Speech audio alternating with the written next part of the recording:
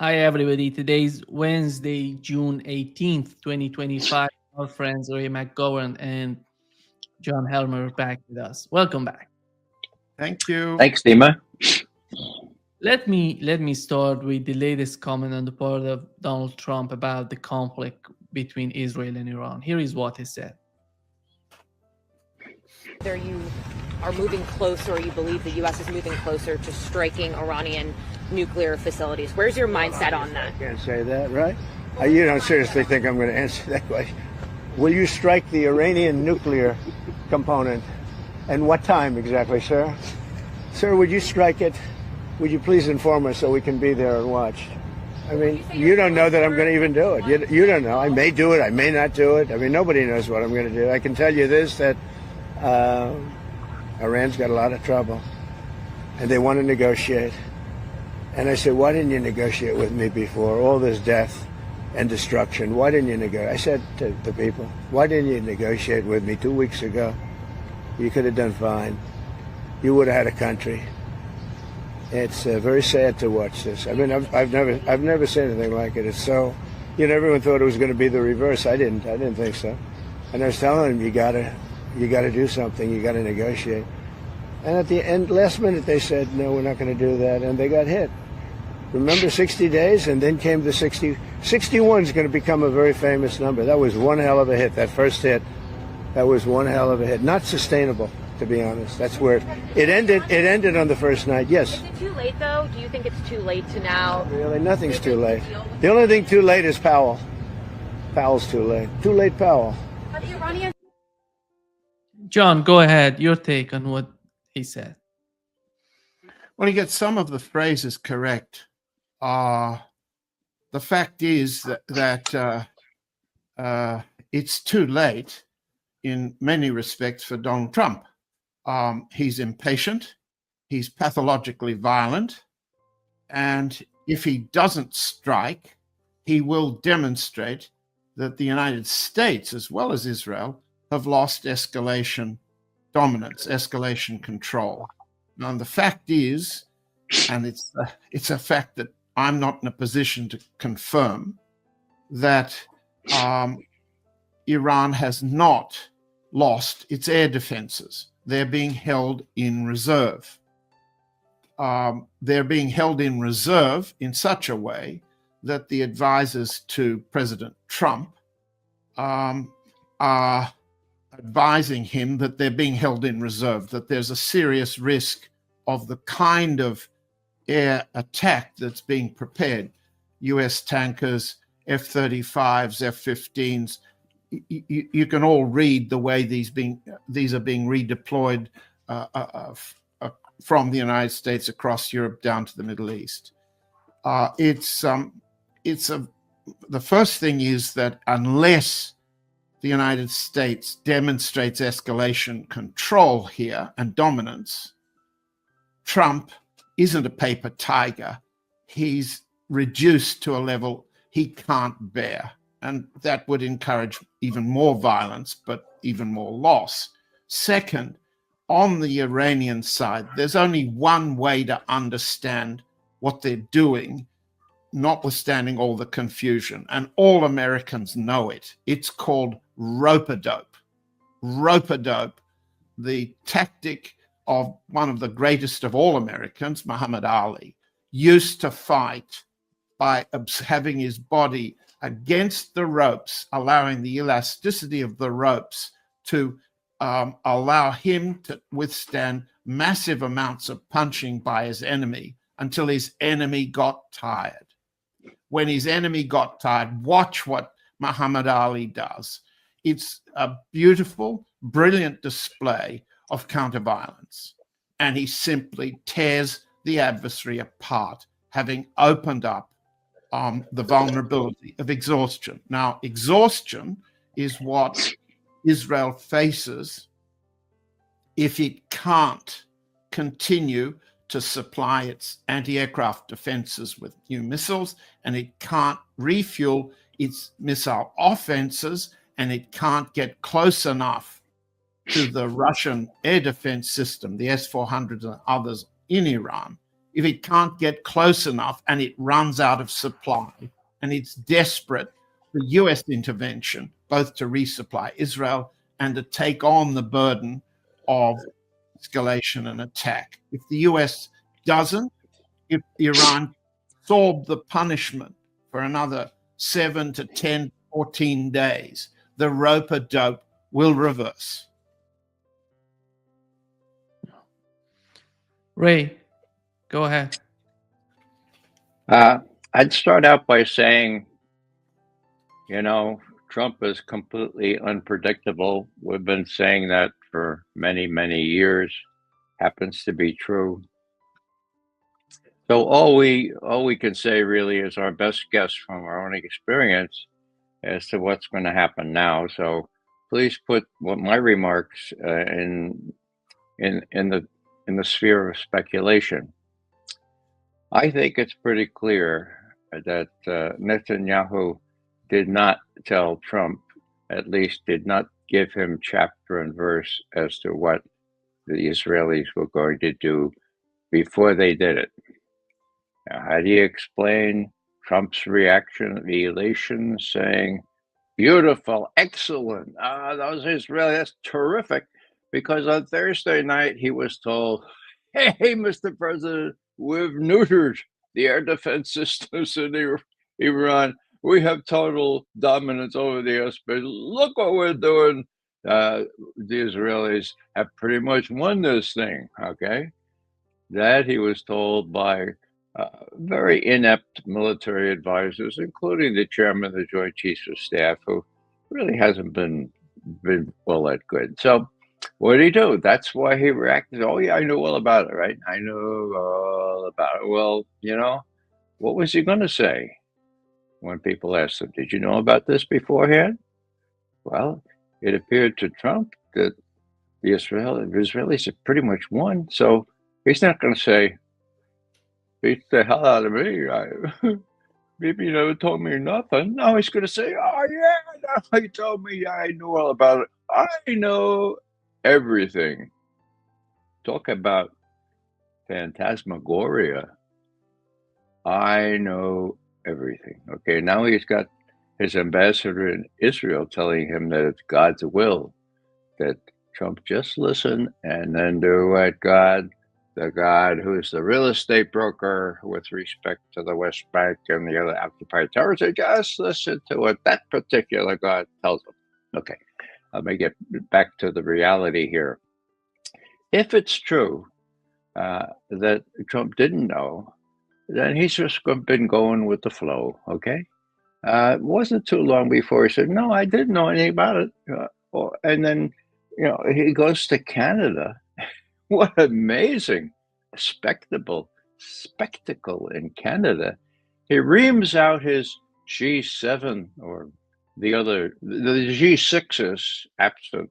The G7 has Trump in it, okay? He reams out the G6 and saying, look, you guys are crazy.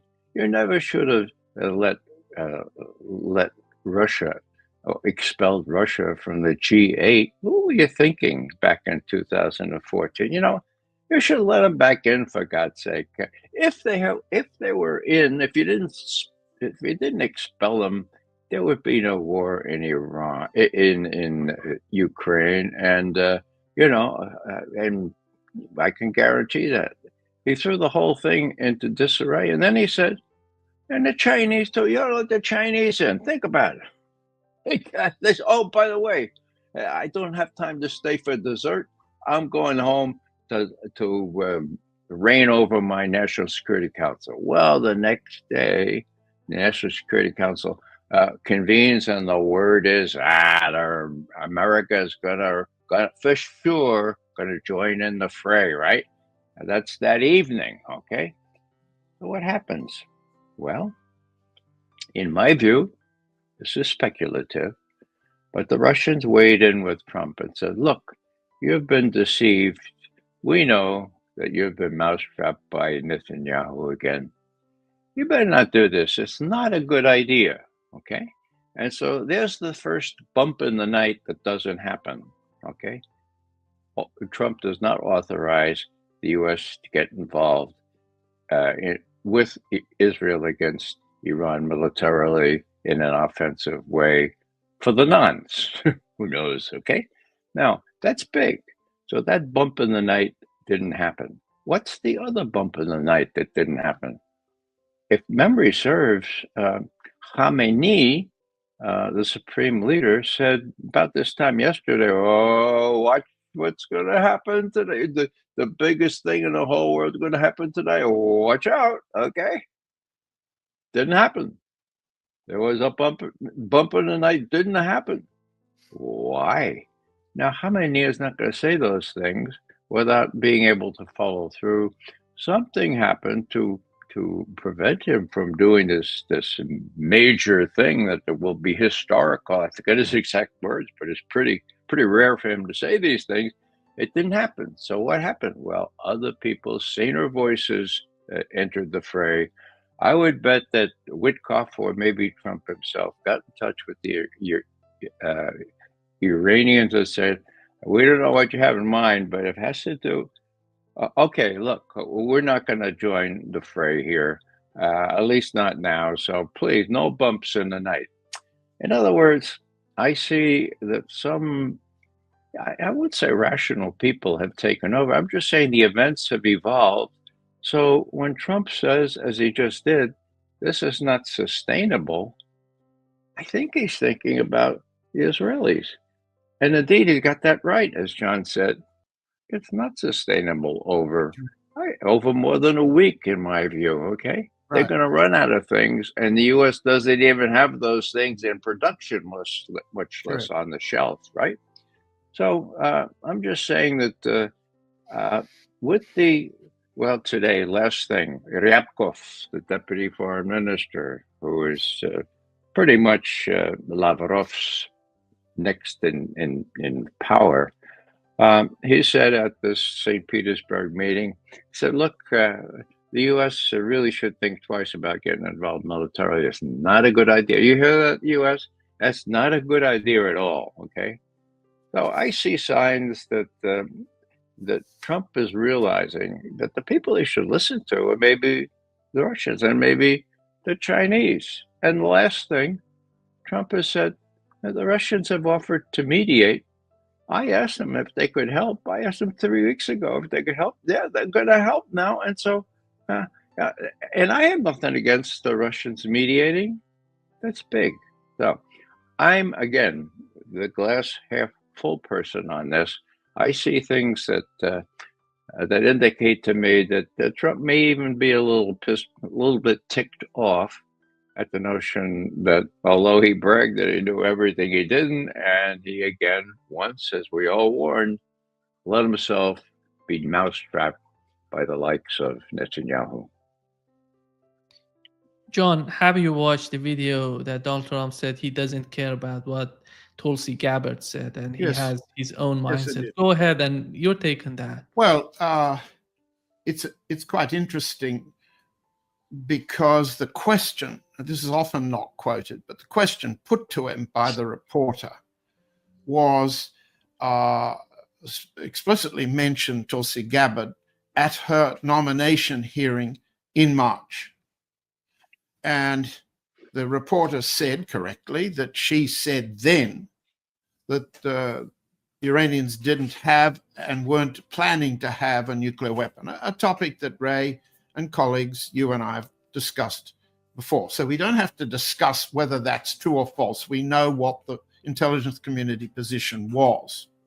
Now, what Trump could have said was, a lot's changed since March, because that's what he was asked. But he didn't. What Trump did was attack her, his chief intelligence advisor. He could have said, a lot has changed since March. Have a look at the UN report, have a look at the IAEA report, have a look at this, have a look at that. A lot has changed. He could have said it, and that would have let his intelligence chief off the hook, and it would have let him off the hook and preserved the cover story, the nuclear weapon cover story, to effect regime change and break up Iran into several pieces. That's the real thing. But when confronted with a simple question, he attacked his own intelligence advisor. I don't care what she says. Now, at that point, he shows he can't bear the woman, the person, the advisor, the person he appointed to summarize, brief him, blah, blah, blah. Now, that insult, that disregard for the intelligence community, for his own appointment, should result in Tulsi Gabbard resigning. Both Ray and I have put out tweets in the last 24 hours, and we agree on that. No person can retain their honor, which means I will defend my right to express my opinion as best I can. And if the person who appoints me has such disrespect, I resign. She doesn't have to find any other reason, not the movement of aircraft, US Air Force aircraft against her recommendation. That's a policy disagreement. No. What has happened to Ms. Gabbard is so insulting to her office, her person, and her role. She must resign. In another country, ministers resign for less. But that's a demonstration she no longer has the trust or confidence of the head of state. She should resign, even if it'll cost her money. If she doesn't, she's disgraced herself. She wants to keep the money. She wants to keep the prestige. She wants to prove that she's a lapdog of that man. Now, I don't know what sort of a career you can have as an ex-intelligence chief working for Trump hotels, casinos, and golf courses, but to dishonor herself by staying on makes her unemployed in the world where people retain brains and honor. Yeah, that world is dwindling, isn't it, John? Yes. I mean, there's a dearth Well, of honor. It's very small. There's not much of it in Washington. Now, yes, I think she should resign. There's an almost as good argument saying, look, she's the last white hope, so to speak. She's the only one with any brains, for God's sake. We need her where she is, for God's sake. Maybe she'll succeed the next time, okay? So I'm not advocating that, but that is a tenable argument. Now, just so the audience knows, once again, the intelligence community since 2007 has ruled that Iran is not working on a nuclear weapon, that has stopped working on a nuclear weapon in 2003 and has not resumed work on it. And it said that initially in 2007 with high confidence, unanimous 16 U.S. intelligence agencies. To their credit, each one of these estimates yearly since then has reiterated that position. As recently as 3 months ago, Tulsi Gabbard herself testified to that under oath, okay? Now, the previous CIA director, a fellow named William Burns, who distinguished himself by telling a whole bunch of lies about Putin already losing in Ukraine 2 years ago. I guess when he was going out of office, he felt, well, maybe I should tell the truth on this really important issue so that the world can be spared from nuclear war. And he said, yes, reiterated, Iran is not working on a nuclear weapon. And we have such a capability to detect if it started working on a nuclear weapon that we would detect it very quickly. Okay. Whoa. So that's on the record. I just mentioned that because people need to remember that. Now, what Tulsi Gabbard did was reiterate all that. And what Donald Trump said is, forget about it. I don't give a rat's patootie what you or the intelligence community have said since 2007. I go with my other advisors, my neocons, who say, no, I think the Iranians are very close to it. Okay. What does that do to the intelligence community? It it it gets rid of the last vestige of the old discipline under which I worked, where you tell the truth, right? The last vestige of standing up to power and not catering to the prevailing views. I have been astounded how my former colleagues working on Iran have done this every year. And so what Trump is saying is, look, I don't give a damn about what you say. I'm going to go ahead and do something. What's he going to do? Well, I don't know if he's going to do it because I think the Russians and the Chinese have said, you do this, you're in trouble deep that you never even imagined. Besides, Israel cannot sustain this kind of thing. What's the other thing I want to mention here? Oh, yeah. Tulsi Gabbard is a sitting duck. I mean, Tulsi Gabbard said that James Comey should be in jail. Who is James Comey? He was the author, together with the CIA head John Brennan, of the spurious Russiagate. They have the goods on these people. Now, do these people say, oh, I hope I don't go to jail? No. They go after people who take on the deep state. And I notice that Tulsi Gabbard's spokesperson at the Office of the Director of National Intelligence has said, look, don't be deceived by the old playbook of the, quote, deep state, end quote. Whoa. So there's a battle royale going on in Washington. And as I say, the theory that she should quit as a matter of honor, I subscribe to that. I mean, honor is important. But there's so damn little of it left in Washington, I can equally see where she should hang around and pretend, as she did yesterday, my God, we're on the same page. Trump and I are on the same. Come on, Tulsi, you're not on the same page. That's why I think she should resign. She should resign and say, look, this is my page. It's been the intelligence community's page since 2007. I resign, and I want you Americans to know Iran is not working on a nuclear weapon. If they did start work, we would know very quickly, according to the former chief of the CIA. So what I'm saying here is that there are lots of extracurricular or extraneous reasons for the deep state to go after Tulsi Gabbard. And I'm sure that there were people telling Trump, look, don't pay any attention to her. Look what she's trying to do. Look what she's trying to do. Don't pay any attention. So Trump being mercurial, Trump being not so bright really about these things, and his being unpredictable. God knows what he's going to do. But I think the Russians and the Chinese have weighed in now. I think that actually the Iranians have sort of said, well, okay, let's see how this plays out. Let's not do our big explosion in the middle of the night. Let's see. Maybe the Israelis will finally realize that we have the upper hand here. We can sustain this thing far longer than this little country of Israel. I don't agree with Ray on a couple of points here. The first place, the nuclear bomb issue is as much a smokescreen now for an attack on Iran, regime change, and the partition of Iran. That's the real strategic plan.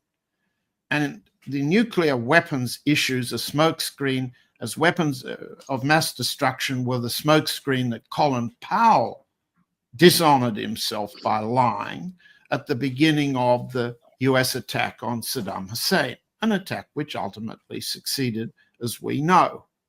Now, the issue underneath the nuclear weapon issue is one on which Miss Gabbard has not said she disagrees at all with Trump. And Trump isn't being mercurial about the empire.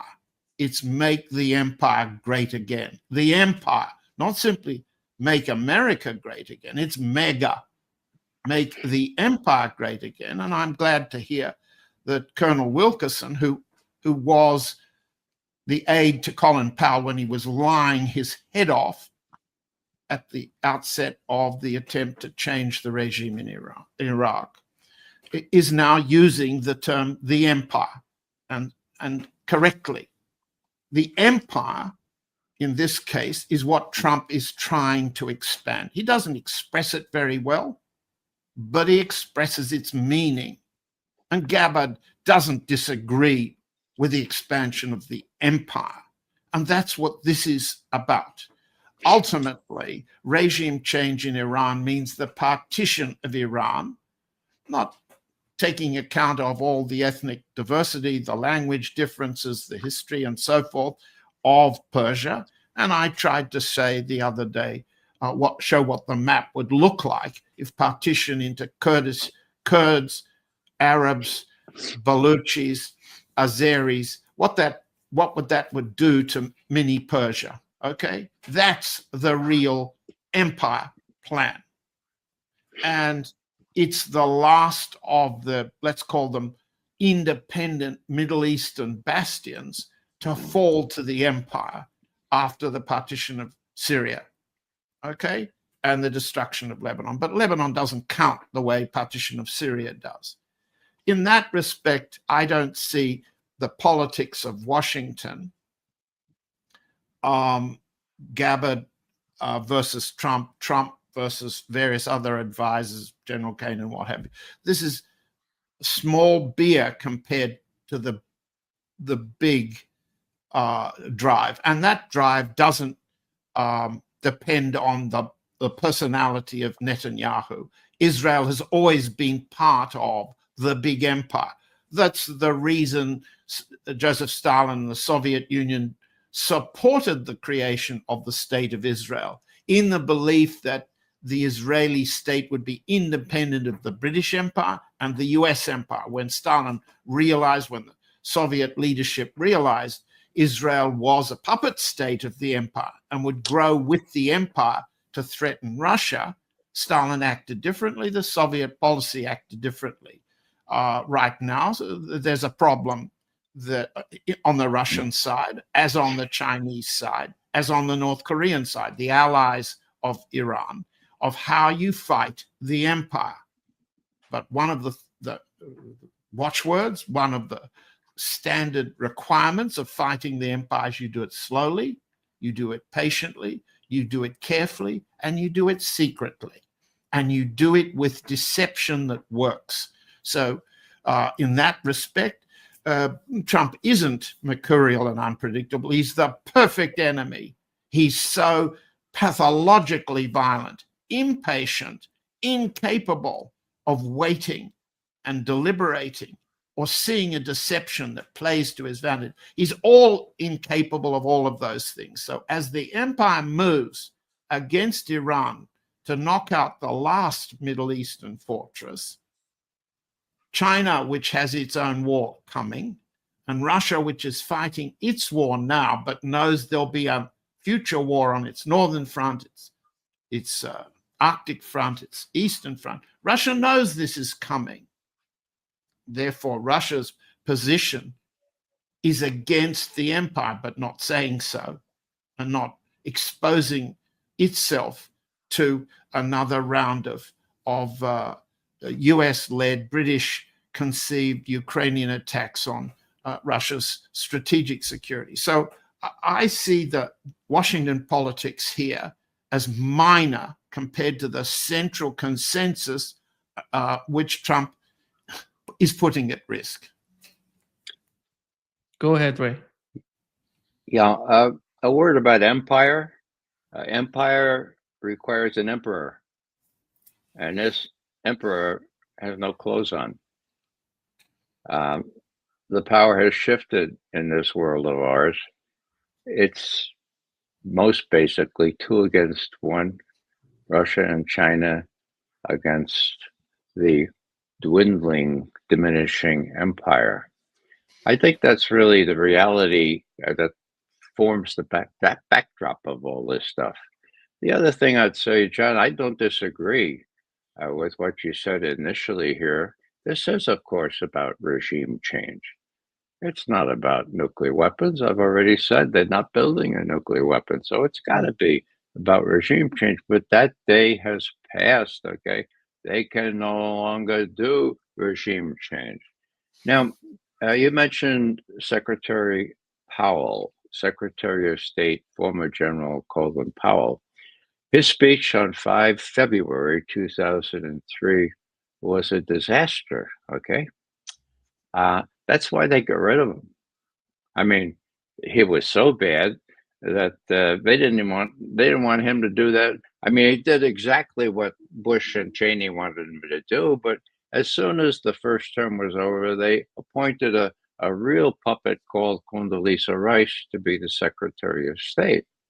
And then what did they want to do? Well, they did such a good job on Iraq. I'm facetious here, such a good job that somebody said, "Oh my God, now they're going to try to do Iran," and there was nothing anybody could say. And say, "Look, Iran is not Iraq. I mean, Iran has 90 million people. For God's sake, they've got a nation nuclear capable. Please." And that's when this estimate came out. Now, what were the differences? Well, the differences were that Congress was not 99% in the pocket of the Israel lobby. It was only about 49%, okay? And the estimate was enough to prevent Bush from carrying out a war against Iran on his last year in office. Cheney wanted, of course, 2008. That estimate, November 2007, prevented that, okay? This time it's different.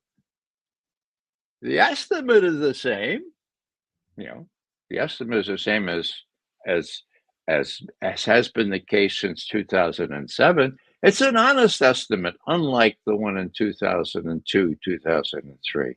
It says Iran doesn't have any nuclear weapons and they're not working on them, okay? But the effect is different because you have Trump now, very mercurial, very unpredictable, and a Congress and a lot of advisors that are worse than the ones that Bush or Cheney had. Can you believe it? So my bottom line is the differences speak for themselves.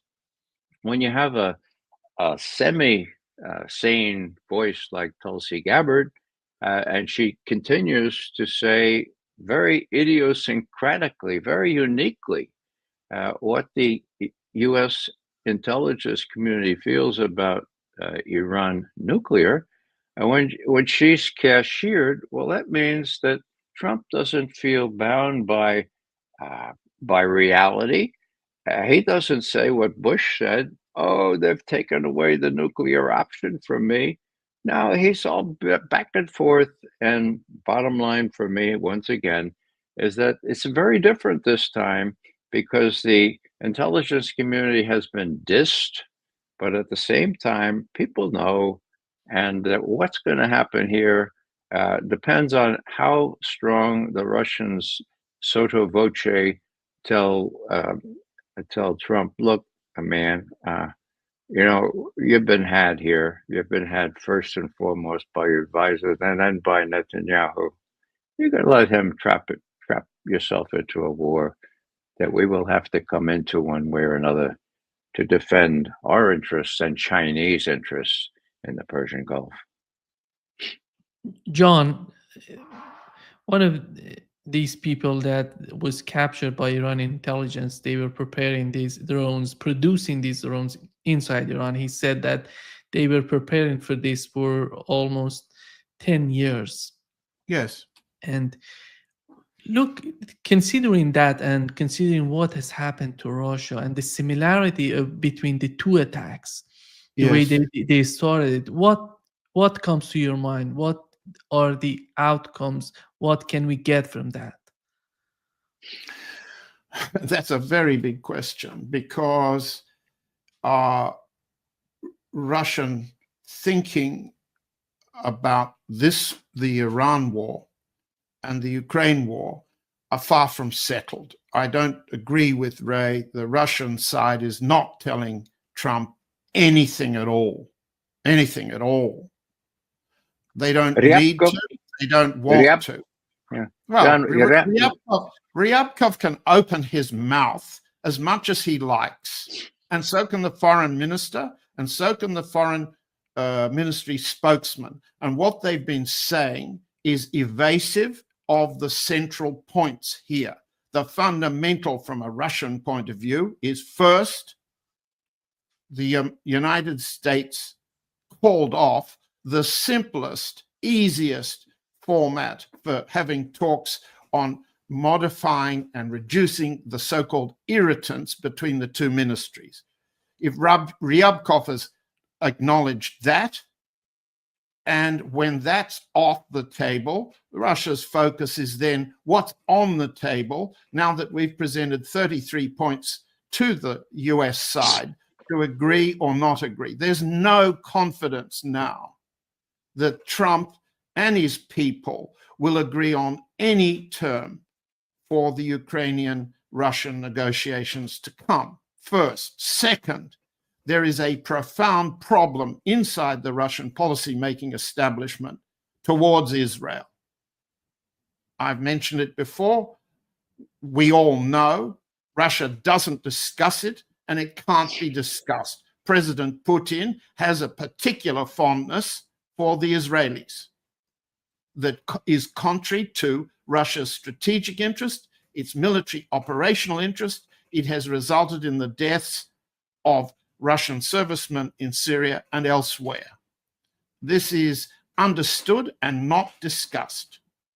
Third, the problem of Russian policy making is at least clearer than the Chinese one. The Chinese have said almost nothing worth listening to, calling for negotiations, calling for the reduction of tensions. The issue here is very clear, as we've just said it to the Chinese, to the North Koreans, to the Russians. This is regime change. Those are the fundamental strategic existential threats that China faces from the United States and the empire, that China faces from the United States and the empire, that North Korea faces from the empire as well. They all understand this. And yet, I hold up in my hand foreign ministry statements, including Ms. Zakharova's today, focusing on the IAEA. IAEA has been known, as the Argentinian leader of that organization, Mr. Grossi, has demonstrated for years, to be entirely politicized on the empire side. It's worthless. Why mention the IAEA and focus on the nuclear issue instead of the regime changing issue? Why is the foreign ministry saying that? Why did Mr. Vershinin say a few days ago that he was looking forward to the opening of airline connections to take Russians to go and have their holidays in Eilat? What should they do? Russians warm themselves by the heat of the genocide? Watch the Houthi missiles going over Eilat? Vershinin, in fact, said that. So what does that mean?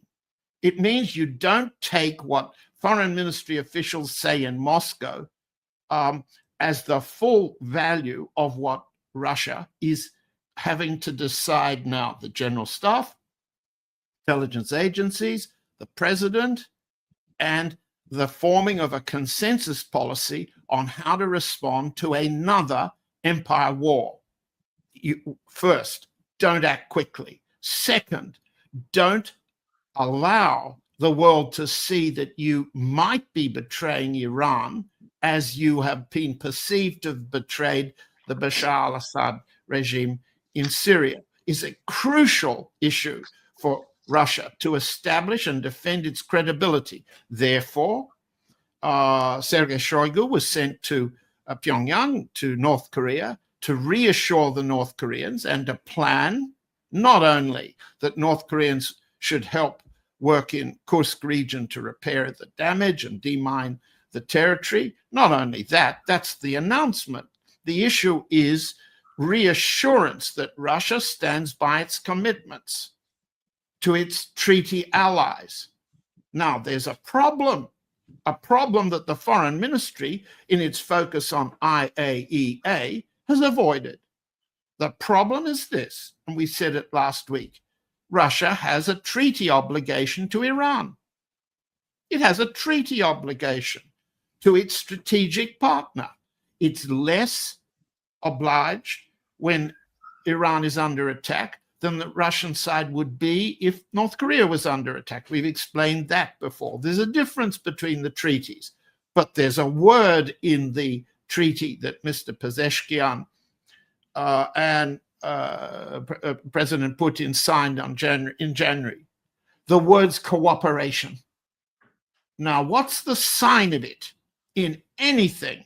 Ryabkov, Lavrov, Zakharova, or any Russian foreign ministry spokesman has said. Not one of them has referred to that treaty. Not one of them has said, we are cooperating with Iran to the extent of our commitments under the Treaty of January 2025, in accordance with the United Nations laws and codes and conventions and what have you. That would have put the language within that treaty, but they haven't said a word about the treaty.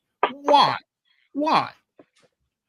For several reasons which are unmentionable in Russian public discourse at the moment. One popped out with a colleague named Yevgeny Krutikov, a former GRU officer who writes very intelligently in Vzгляд, which is a partially Kremlin-supported security publication in Moscow, last week.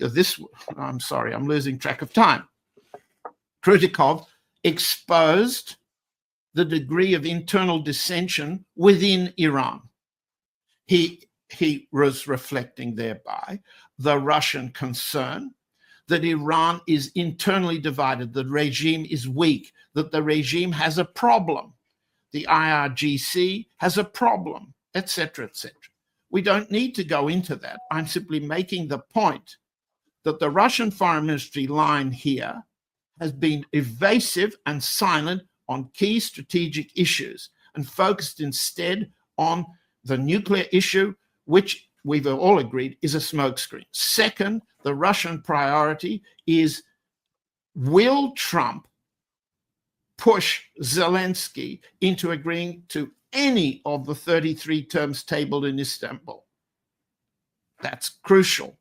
And the weaker Trump appears to be in the Middle East, there's a Russian division of opinion, as there must be. Will Trump be more likely to agree to Russian terms for ending the war in the Ukraine?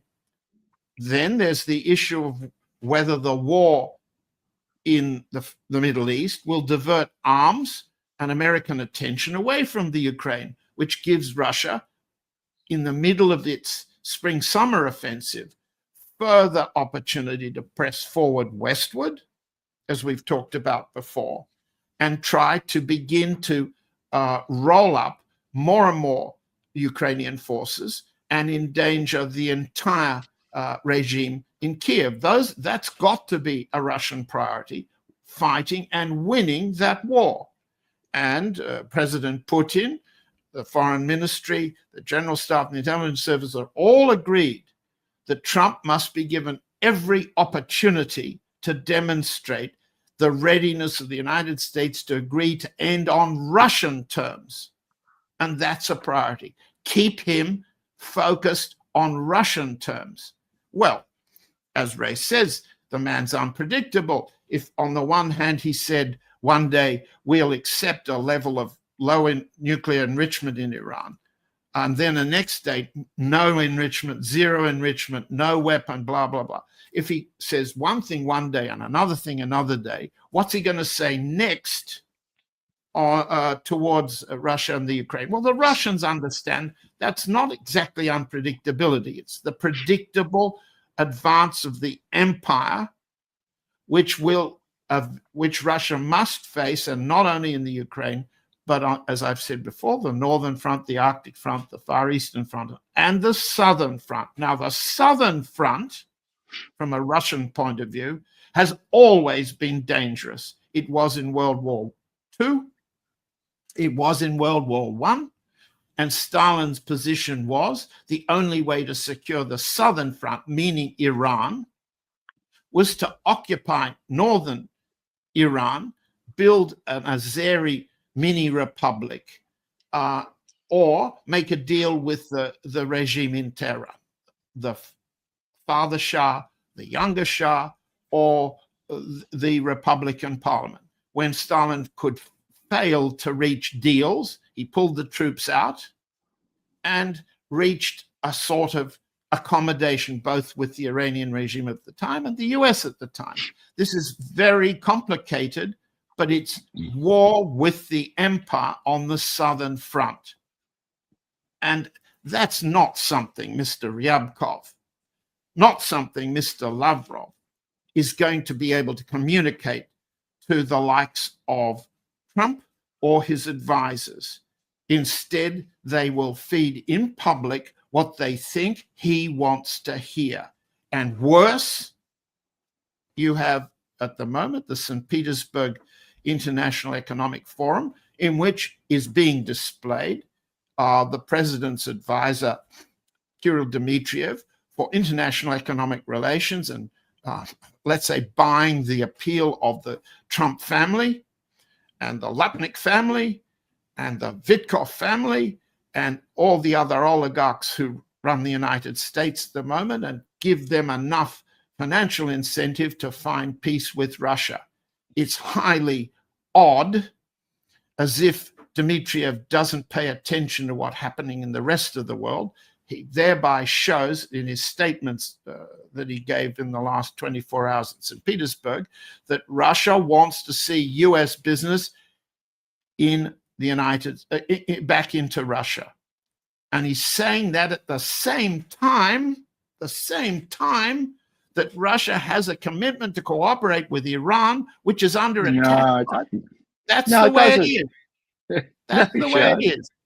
And when that is said, it's understood to reflect I'm not expressing a difference of opinion with Mr. Dmitriev. I'm simply saying to you, you watch what they're doing, and it's a multiplicity of voices reflecting a multiplicity of priorities.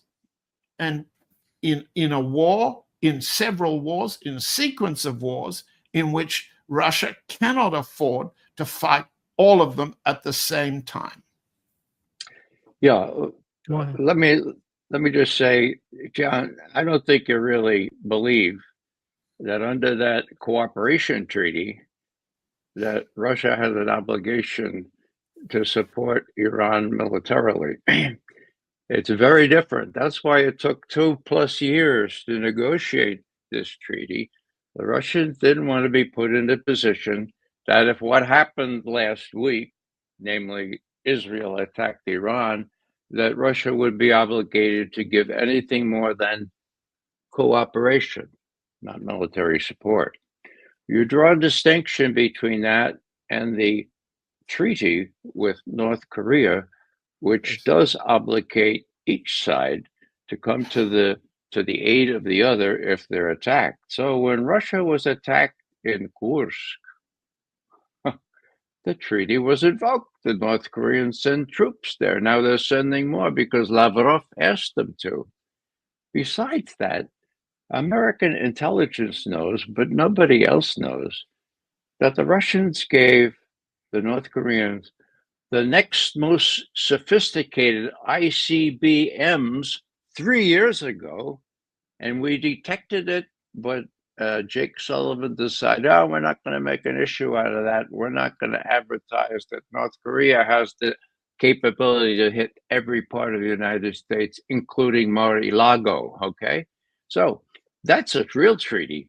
The one with Iran was deliberately negotiated to prevent either side to having come to the aid of the other in case of an attack, which just happened. Now, Ryabkov, he just said that a couple hours ago. Perhaps you didn't read it or hear of it, but this is at the state. You did read it, okay. Now, I understood you to say that doesn't matter. Well, he is Lavrov. When Lavrov is not speaking, he's the foreign minister. And what is he saying is a really good idea, you, Trump, not to engage militarily in Iran. That is significant. Now, why did he mention the IAEA? And by the way, Grossi is from Spain. He's not No, Argentinian. Argentina. He's from Argentina. Okay, well, we'll look at that. We'll look that up. But I was told he's from Spain. In any case, that has been a charade. The IAEA has been under the U.S. thumb for, let's see, since 2003, for over 25 years. It used to have this fellow named El Baradei, an Egyptian, who took his job seriously. And when yellow cake uranium was raised by Dick Cheney, he put his people to work, and it took them a whole day to Google the answer to say, as El Baradei said before the UN Security Council, I'll never forget it, Baradei said that these reports about Iraq getting yellow cake uranium from deepest, darkest Africa are not authentic. They were forgeries. We know that now. Now, that's the way it was then. Now we have this guy. Oh, there's this picture, Grossi. Well, what does it say? I can't read the small print. It does say Argentine diplomat. My God, I guess you're right. I can see an Argentine that. diplomat's a qualification to be a stooge. We both agree to that. And Russia's made it very clear Grossi's never been anything but a stooge and has allowed the Ukrainians and the United States and the British to attack Zaporozhye. He's a stooge. Right. Why say it again? 2 days before the Israeli attack, the Board of Governors of the IAEA, International Atomic Energy Agency, decades old, okay? As I say, it's a UN body, but now it's completely a US body. The Board of Governors, who are completely biased toward the West, decided that, Iran has been violating their various agreements about nuclear undertakings. And what did that mean? Well, that meant that this group is just completely under the U.S. thumb. Even in Zaporozhye, as you rightly point out, they're unwilling to say, well, those missiles came from the West, so they might be Ukrainian missiles. It's crazy, okay? So all I'm saying is that when Ryabkov, as he did, cites the IAEA, he said, look, guys, you all know what this is about. And not coincidentally, Israel was given the kind of the green light by the IAEA, whose own inspectors may have been killed in Iran, to go ahead and do what they did a week ago. So that's that. Now, let me just finish here. Yeah, Shoigu. So he goes to North Korea and does those things. Now, the other thing I want to say is that when you note that that Mr. Putin has been pretty partial to Israel, that has to do with a lot of things. That has to do partly with 1 million Russians with Russian passports now living in Israel. He's got to be careful about that. Would he be loath to welcome them back, even though they're pretty old, they're pretty adept, and they can help the Russian economy, which is short of manpower? Anyhow, the fact that he's been seen as partial to Israel, or at least impartial, well, that puts him in the perfect spot to be able to say, well, I can mediate this thing, okay? The Israelis, I like the Israelis. The Iranians, I like the Iranians. And the wonder is that Trump, 3 weeks ago, asked Putin to see if he could help out with Iran. And now he says again, the Iranians are, the Russians are still willing to do that. So that means that when the Russians say, look, that offer is still on the table, we can mediate. And Trump says, I've got nothing against that. Well, that means that the Americans and the Russians are actually collaborating here. And just to make sure that the Americans know where Russia stands, Ryabkov gets up and says, hey, you better not even think about joining in the Israeli offensive attack against Iran? Go ahead, John. Well, I think we could move on a couple of steps. Yes, there's a profound difference between the Korean and the Iranian treaty. Second, the level of cooperation between Russia and Iran is secret, and it says so in the treaty. There are separate terms of agreement for Russia to maintain the aircraft it has supplied to Iran, the air defenses and other weaponry it has supplied to Iran, the intelligence sharing that enables Iran to anticipate seeing over the horizon the enemies are coming. These are all things which are kept secret, and I'm not going to be disclosing them if I knew them. However, they are real. And that level of cooperation with Iran is tempered by 200 years of history in which, and we've talked about this, you and I, Nima, in the past, in other programs, 200 years of history of the Persians and the Russians fighting each other. And the Russian side has to remember that it was called the Lesser Satan by Ayatollah Khomeini in 1979.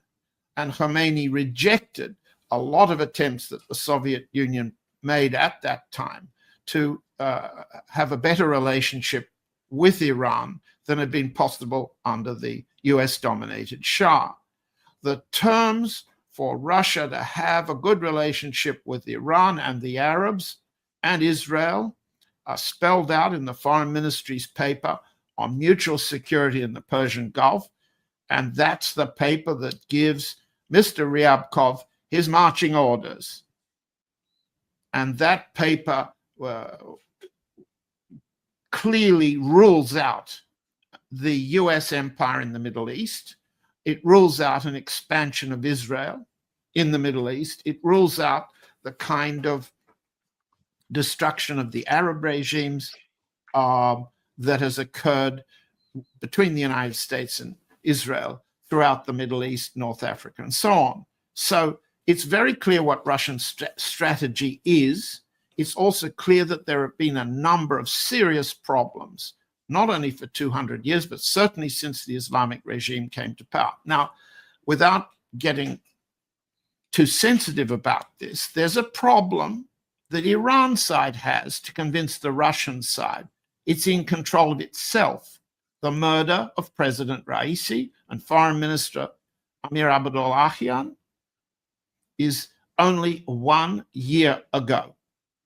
Therefore, I say murder. I've tried to do the best I can to assemble the evidence that was not a helicopter accident, and it was not an Israeli operation.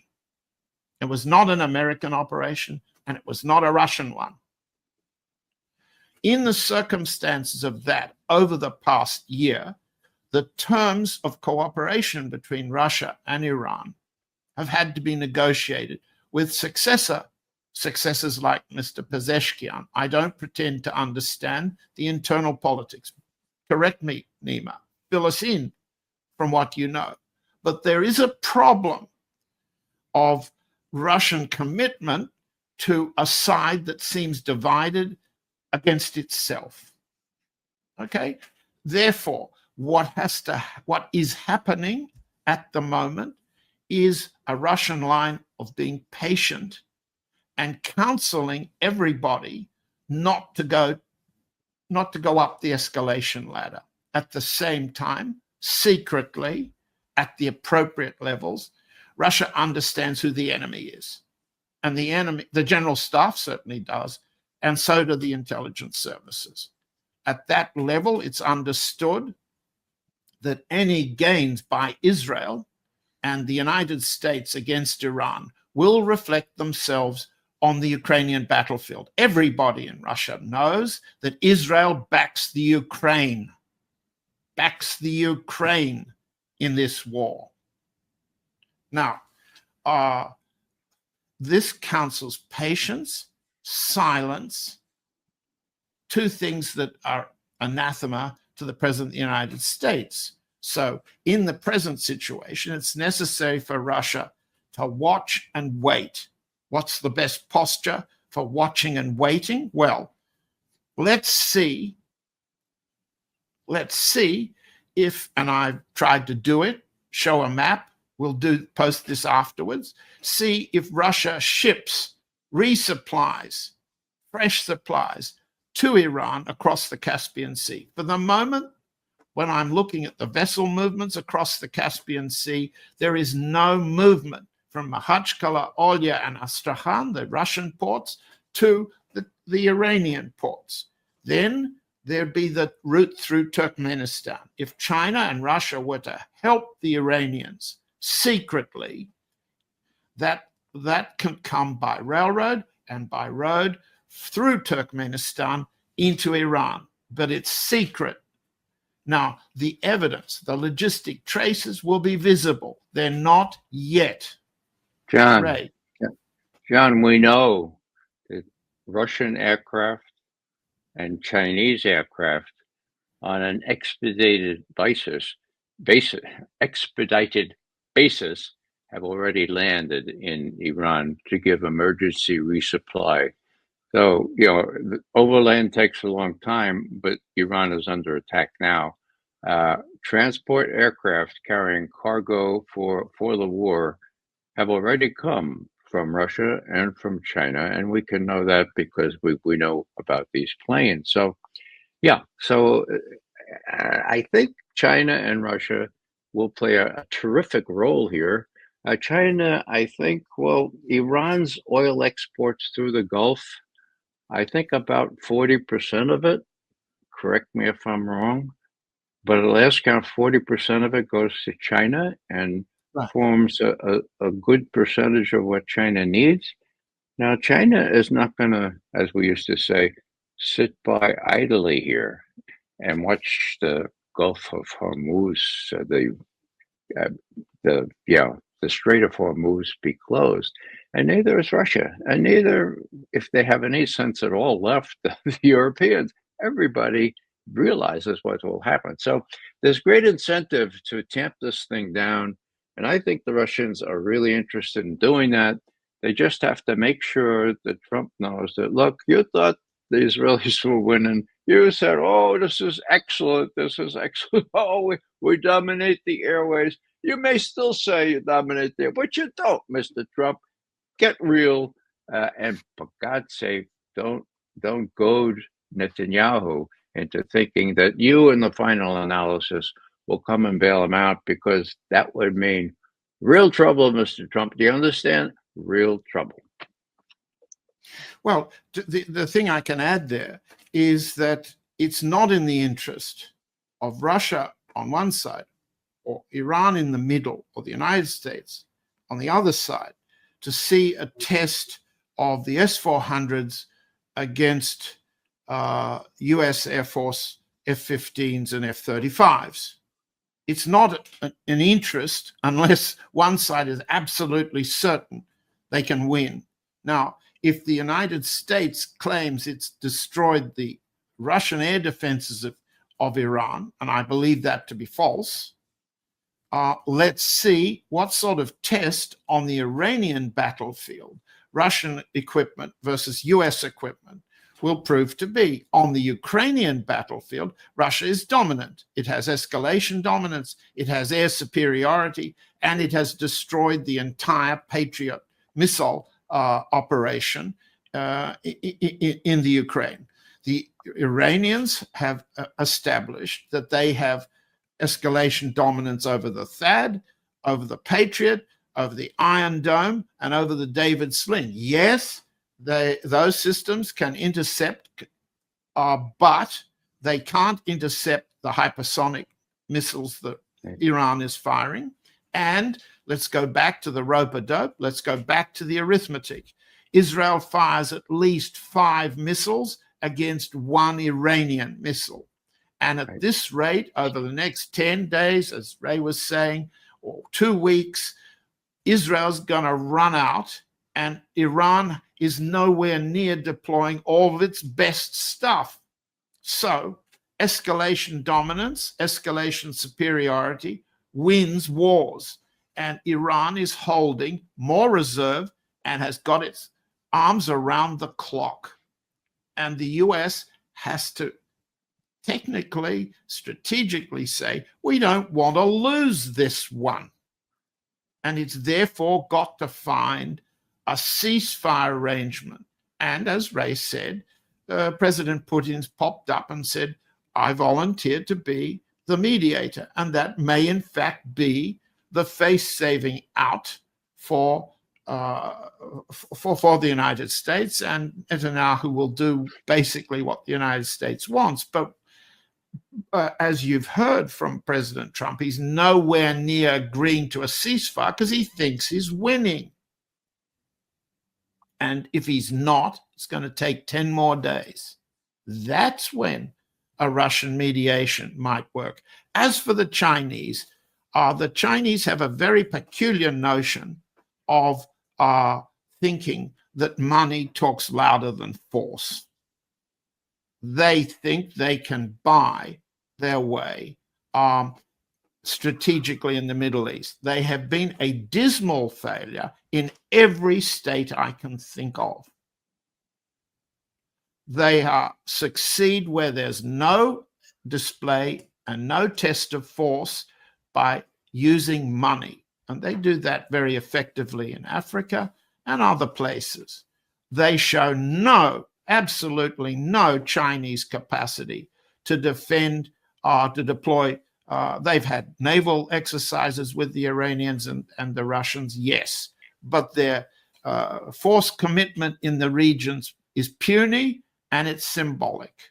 Yes, they've got to defend Iran as an economic lifeline for them. Yes, they have to do that, but their force capability doesn't match the size of their economic interest. Now, what do countries do when they don't put up enough force to defend their economic interest? What they do is they retreat.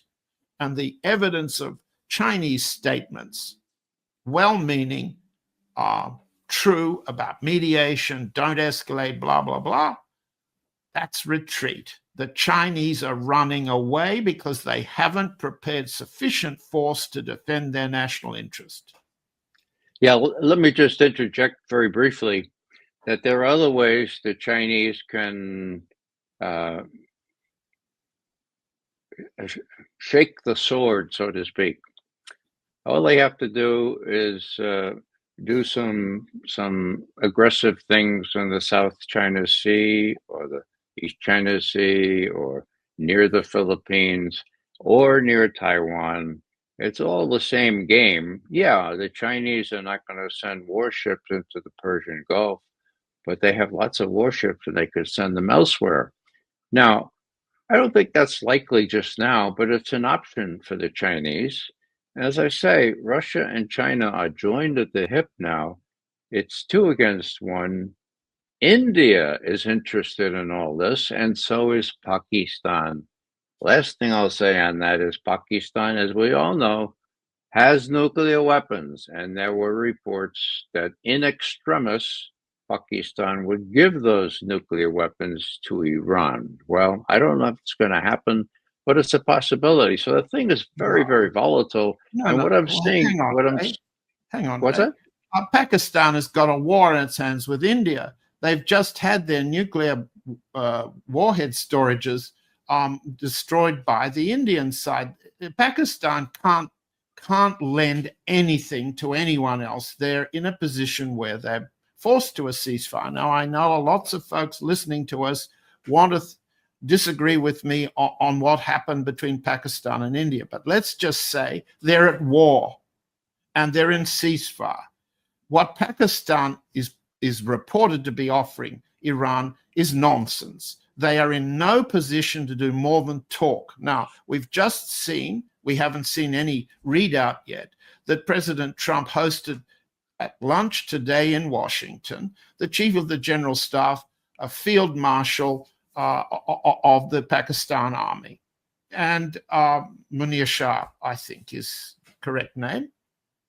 No readout, but it's very clear Pakistan is potentially to be brought toward the US from China.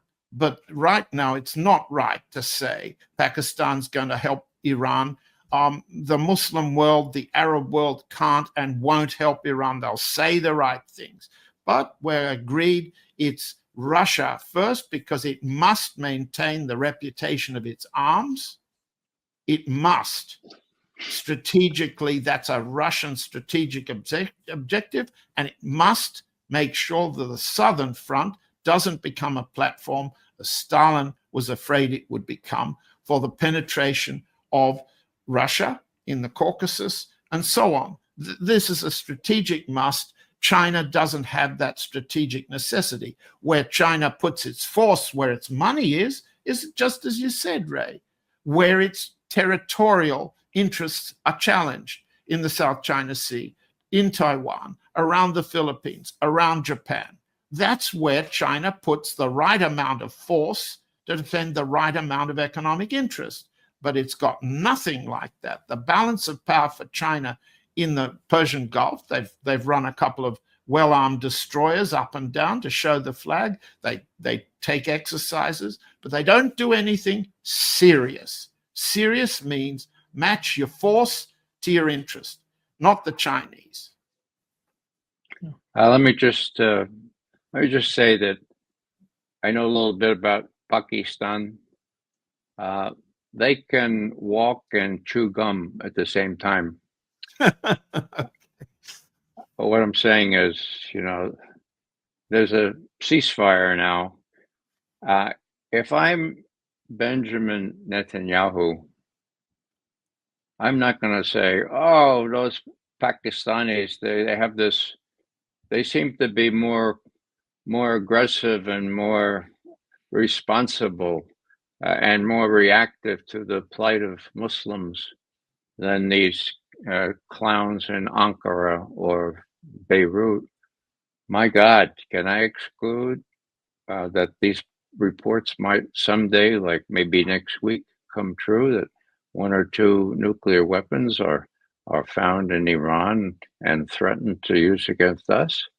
So what I'm saying is a matter of perception. I think you're right, John. The chances are that Pakistan will not do this, but whether Netanyahu can be sure of that, given the really strong rhetoric and the previous behavior of Pakistan, as opposed to things like, Iran and Turkey. The other thing is that the Chinese are really in big on this, and they're together with the Russians. I was going to say one other thing here. The Chinese statements have been very, very strong. Yeah, they're not threatening, but they're not just issuing serious warnings that they did back in the day. So I'll leave it there. But we have a calculus here where Pakistan is not a thing that Netanyahu can simply prescind from and say, well, don't have to worry about them. They do have nukes, and they have had these reports that they might give the Iranians one or two of them. Yeah. Thank you so much, John and Ray, for being with us today. Great pleasure as always. Thank you, Nima. I enjoyed it. Thank you, Nima, and thank you, John. Thank you, Ray. Thank you.